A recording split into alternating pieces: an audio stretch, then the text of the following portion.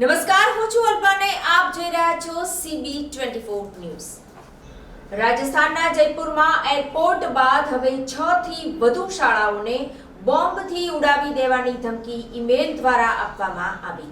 આ ધમકી ભર્યા મેલ તમામ શાળાઓના આચાર્યોના ઈમેલ આઈડી પર મોકલવામાં આવ્યા છે, જેમાં લખવામાં આવ્યું છે કે શાળાની બિલ્ડિંગમાં બોમ્બ છે, જે વિસ્ફોટ થવાનો છે। મેલ મળતાની સાથે જ શાળાઓમાં ખળભળાટ મચી ગયો હતો। તરત જ તમામ વિદ્યાર્થીઓને વર્ગમાંથી બહાર કાઢવામાં આવ્યા હતા। ત્યારબાદ પોલીસને આ અંગે જાણ કરવામાં આવી હતી। જયપુરના પોલીસ કમિશનર બીજુ જ્યોર્જ જોસેફે જણાવ્યું હતું કે 4 શાળાઓને બોમ્બની ધમકી મળી છે। પોલીસ શાળાઓમાં પહોંચી ગઈ છે। પોલીસે જણાવ્યું કે ધમકી ઈમેલ દ્વારા આપવામાં આવી હતી અને એક ટીમ ઈમેલ મોકલનારની ઓળખ કરવાનો પ્રયાસ કરી રહી છે।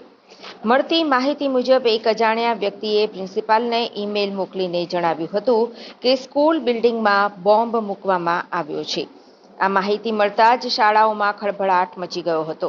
ભયનો માહોલ સર્જાયા બાદ વિદ્યાર્થીઓ અને સ્ટાફને શાળામાંથી બહાર કાઢવામાં આવ્યા હતા।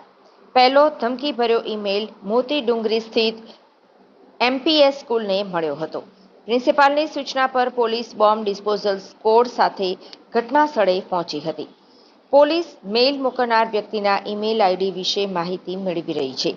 પોલીસે જણાવ્યું હતું કે કેટલીક શાળાઓને આવી ધમકીઓ મળી છે। તમામ શાળાઓમાં પોલીસની ટીમો મોકલવામાં આવી છે અને દરેક જગ્યાએ તપાસ કરવામાં આવી રહી છે।